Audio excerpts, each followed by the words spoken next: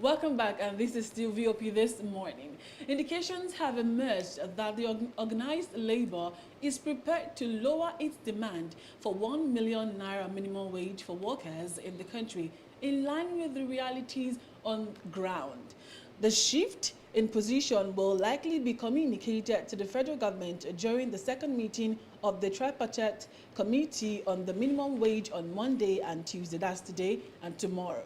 Reports gathered that the meeting would enhance deliberations between all parties involved in negotiations to allow for the announcement of a new minimum wage on or before April 1st, following the expiration of the current 30,000 minimum wage as provided by the law.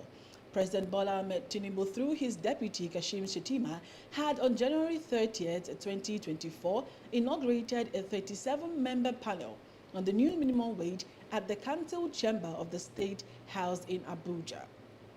With its membership cutting across the federal and state governments, the private sector and organized labor, the panel is to recommend a new national minimum wage for the country.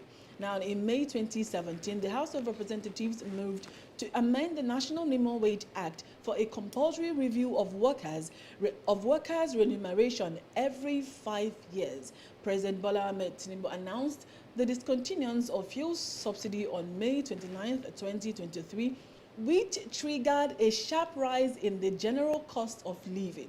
Chairing the panel is a former head of the Civil Service of the Federation, Buka Aji, who at the inauguration affirmed that its members would come up with a fair, practical, implementable, and sustainable minimum wage. We still have with us in the studio Mr. Aki Fatike here, and then Mr. John as well. But then I want to start off with Mr. John. I want to go down memory lane.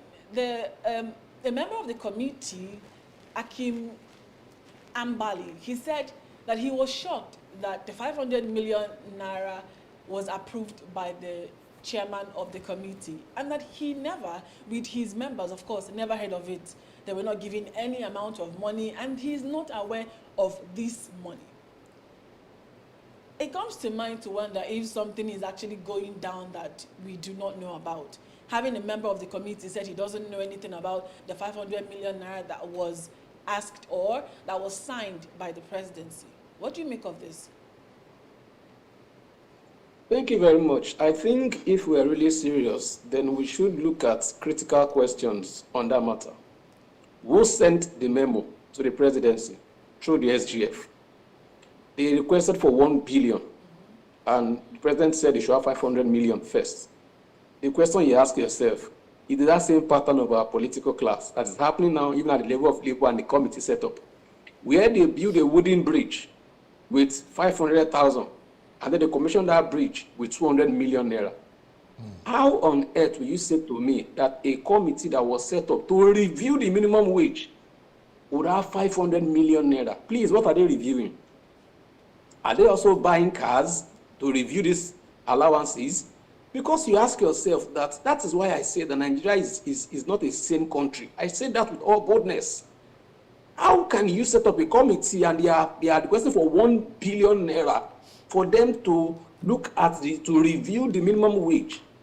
So that shows that that maladministration is still there, even at the level of labor. And labor should come out with sincerity of purpose if they have the interest of Nigerian workers at that. But more importantly, what I'd like to say on this issue is that can we also have minimum wage for our politicians? If the same minimum wage that goes to an average worker on the street of Lagos and Abuja is 30,000, can our House of Rep members also earn 30,000 naira minimum wage? So that we can have, a balanced figure at par. So there will be no case of throwing chair in the house. Then when there's 30,000 as minimum wage for you as a House of Rep member or as a senator, maybe we'll start looking at how to start doing part-time to represent the people. Then you can see people who want to represent the people genuinely, and not those who are there for the money. So can we also look at this minimum wage in civil service, minimum wage even in our political setting as well, from the councillorship to the chairmanship to the governorship, even to the president, because they are all Nigerian workers.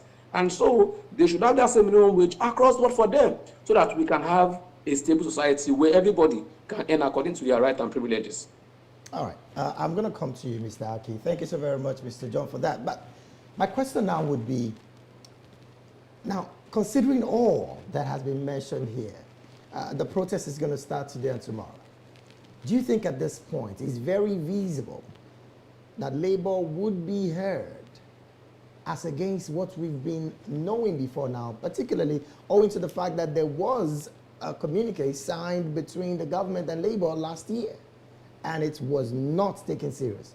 Would these actions of protest really make something happen? Well, I am pragmatic, and I always say you can't be doing things the same way and expecting different results. Do I think the Labour have a case to press for minimum wage? Of course they have. Do I think that the process, even though slow, has been ongoing, including the fact that it should be a legislation that every 5 years there should be a review of minimum wage? We never had that before. That's a plus for the present administration, like Moses would want us to put it, which is true.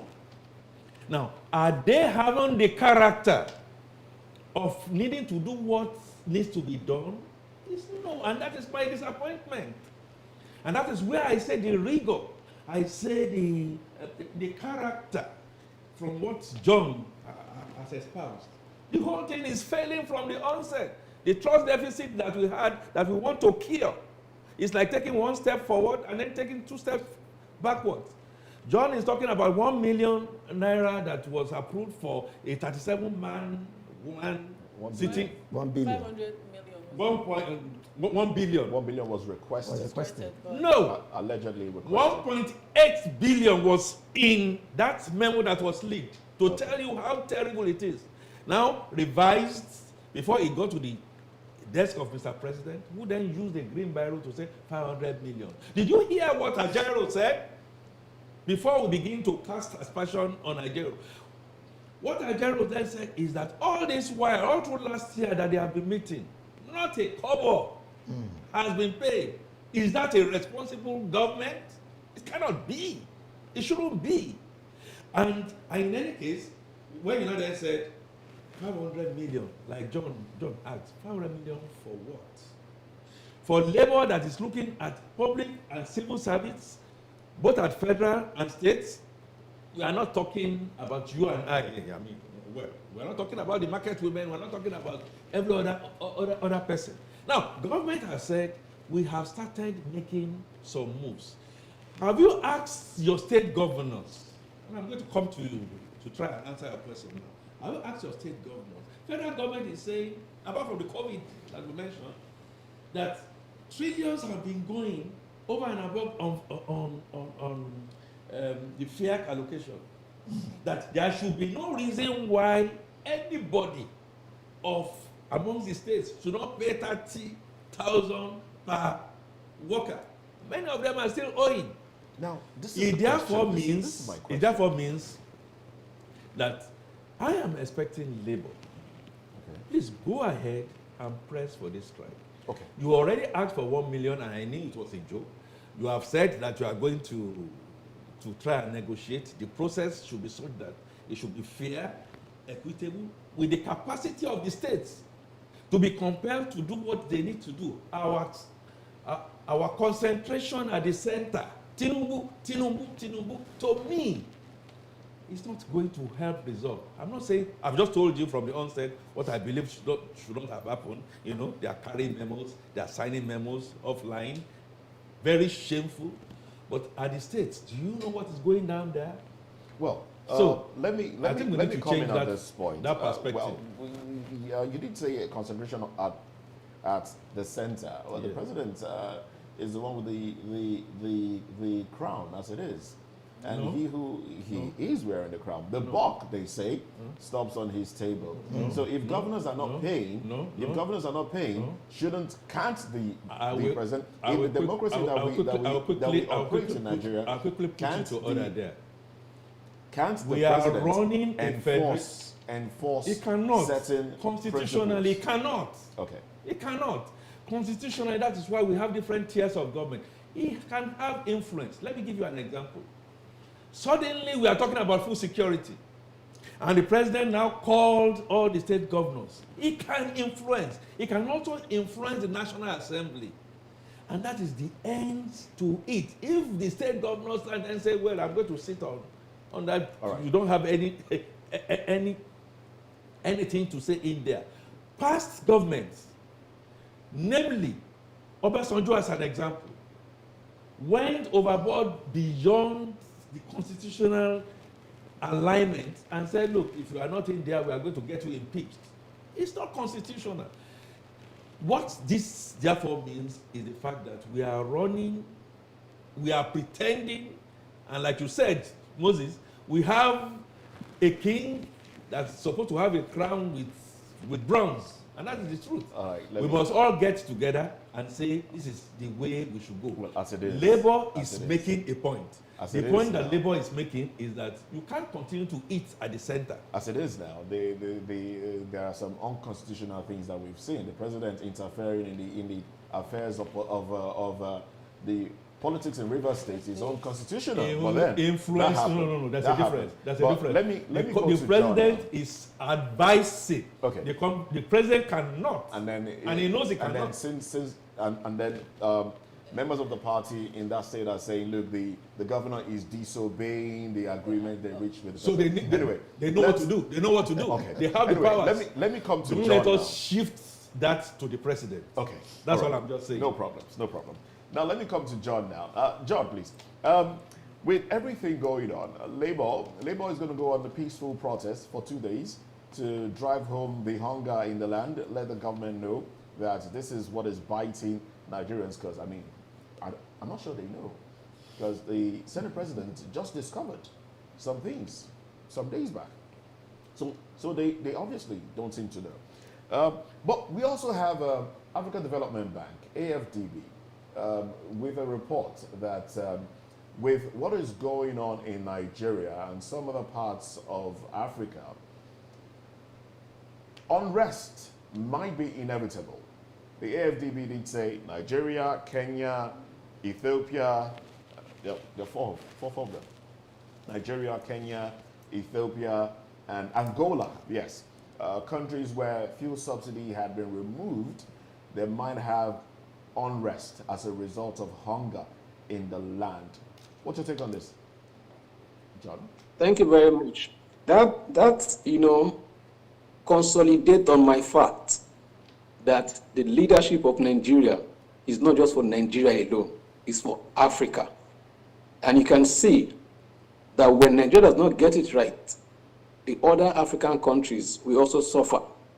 And that is part of the report that's come out from AFDB. But Moses, I think more importantly, Labour most of the time have not been a people of integrity, if you ask me. Don't be shocked that before nightfall, you can hear that strike has been cancelled, because they have such experiences over time that they will tell you are going on strike and all of that, and in less than 3 hours to the strike, you just wake up in the morning by 7 a.m. tell you that the breaking news, the supposed strike has been cancelled. But Mr. John, why would you say that actually? Why would you think that they will not continue with the strike? It's because it's a pattern. Are you not in the same country? Why are you doing as if you're a foreigner? Well, you Are you not in the same country? See, the point is, I'm telling you on this further this morning again.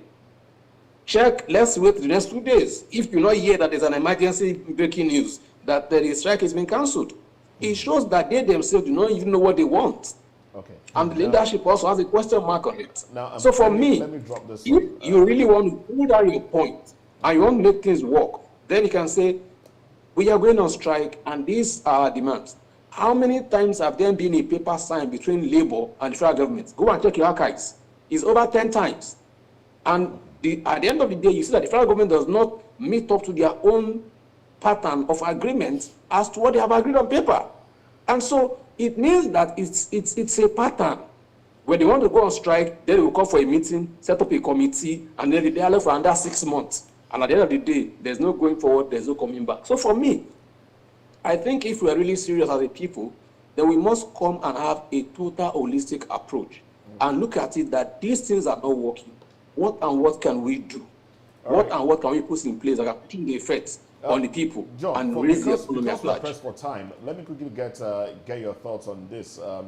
we do know that some governors have not been paying the 30,000 naira minimum wage. I know specials have been cast at governors of PDP, but we also know that Kogi State, who was run by an APC governor, failed to pay the 30,000 naira minimum wage for quite some time.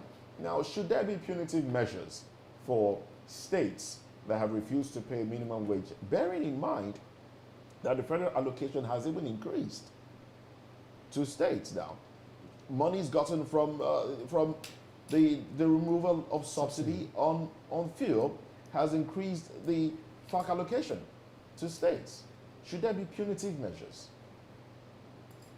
Moses, he that is not faithful in little cannot be faithful in abundance. Okay, our governors have never been faithful in the little that's been given to them. And now when you add more to it, what is that process of accountability? And that's what my point to you. If you prioritize the welfare of your workforce, Moses, go and check any economy that is growing, that have a good workforce, any economy with good healthcare, check the payment and welfareism of the workforce. It is top-notch. It is a priority of the government. And you see that the people enjoy good health service delivery, and they are all happy. Do you understand? And so we must come to that point. Moses, there are some things that need to be changed. Number one, if you're a public servant, you use public hospitals. If you have headache and you go to the hospital, they tell there's no paracetamol as a governor, then you will understand and ask yourself questions. Where does the money that is being allocated for health, where is it going to? How come in Nigeria we have governors, we have commissioners, and at the end of the day, nobody is being called to ask questions about the money that was allocated to his own portfolio and how much was spent? How come we don't have a yearly review of offices? If your Ministry of Agriculture have received 200 billion and there's no yearly review, what have you done with 200 billion? Which of our crops have increased in terms of yield and production per metric ton for the year? In terms of fishery, how many input do we have in increase? And if there's no increase, then the person must answer to the statistics on ground. We must get to that point as a people where we hold the governor accountable, where the governor hold all his commissioners accountable, and they can have a town hall meeting to Nigerians or to Lagos State or Lagosians, where they can give report. You know, it's a report of what I, as a commissioner of information, this is how much was allocated to my office, this is what we have done with it in the past 1 year, this is what we have done in the past 1 year, and then people can fast check you. We must come to that time. That's why I can say to that Nigeria is a sane country. But what we are still doing now is just madness that Fela sang about. And look at how many years Fela is dead. And the madness is still going to now. Okay. Now, I like the fact that you've just preferred a solution to how we should go about it. But yes, while we let you go, on your final thoughts on this topic, I would like you to also talk to the situation as regarding not all of the governors are involved in this committee. Will that be a problem going forward? Because let's also face it, maybe just one or two of the states have paid the minimum wage. And at this point, the wage award, yes. So at this point, do you see this as any kind of problem in the near future if this committee come to a conclusion of a particular figure to be paid? Your final thoughts as well. I think the problem about this thing is our payment system. So I'll give you an example of a country where the payment system of their workforce is shared between the federal government and the state government. And so wherever, any part of the country where you have that stipulated amount coming from the federal government and the other part coming from the state government. And as such, the payment comes in yours truly. So I think we need to review these payments platforms. Maybe there's a part of the payment that will come from the federal government, because look at it. If the federal government is giving allocation to the state and the state are not paying salary, can we have a template where the federal government pay a particular percentage of the salary, maybe about 60%, and the state government pay the 40%? And so in that case, from the allocation the federal government will give to you, the salaries of 60% is being deducted and paid to the to the workers directly, and then the 40% is paid by the state government. And that will reduce this friction of getting money from the federal government and not paying salaries because they feel your state is not viable enough. So for me, it just still boils down to the insincerity of our governors. They have money to buy all of the cars, but they don't have money to pay salaries. Then that tells you A state that is not productive will be chaotic. A state where there's no education, there will be, ignorance. A state where there's no food, there will be poverty and hunger, and then insecurity will be the height of it in that state. All right, then. Thank you very much, John Akirili, the public affairs commentator, a one-time farmer. I always like to add that part to it. Well, thank you very much for your thoughts and views on the program. We totally appreciate you. Thank you for having me. No, God bless Nigeria? I said it before. Well, let me help you. God bless Nigeria. Thank you very much. God bless Nigeria. All right, then. So let's stay with our in-house guest, Mr. Akin Fafatuke. Your thoughts now? My thoughts are very simple. A summation of everything that we talked about today. Nigeria is not viable. 96% of the states, including Federal Capital Territory, is not viable. If you run a business, you don't need to have gone to school to know that if you keep on making losses and losses and losses and losses, you should be out of the window. Nigeria as an entity, in terms of even looking at it from the labor agitation, is not viable. We must get back to telling ourselves the truth. It's not so much the governors. If you make things easy for a criminally minded, he will just lord it over you. So the only thing we need to do is do a constitutional review. All the states of the Federation of Nigeria are not going to be in a position, even if you've given them the money, by the time they take the corruption out of it, the poor of the poor will continue to be poor. So what we need to do, think about the governance system. Think about real federalism. Okay. Think about the constitution. Okay. If you do not produce, you do not eat. So that is one.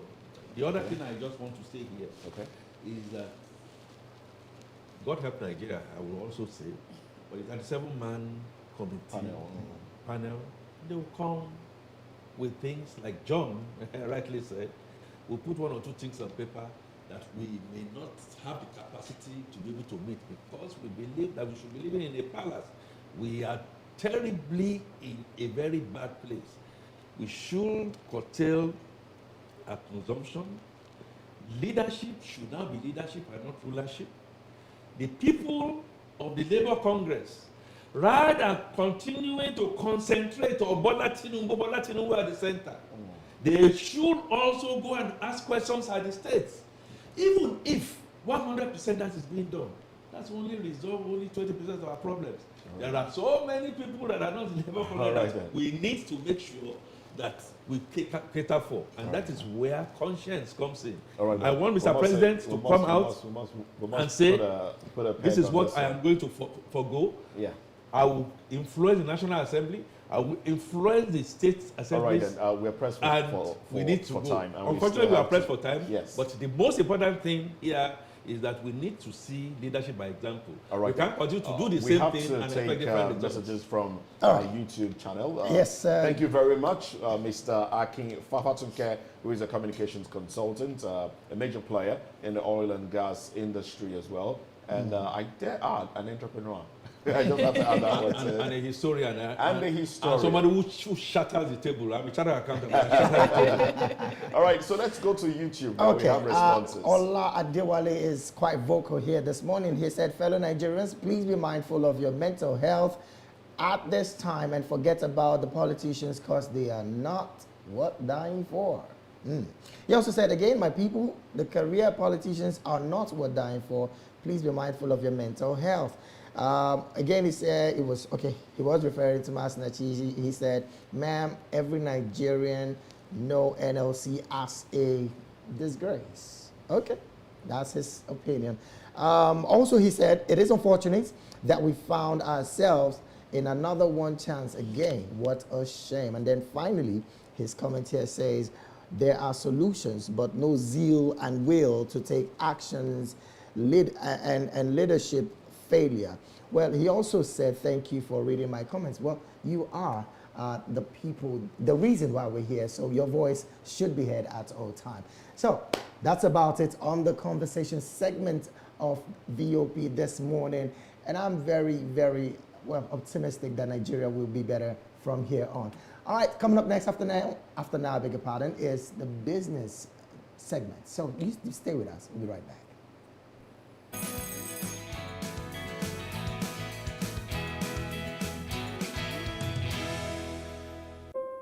Where you're more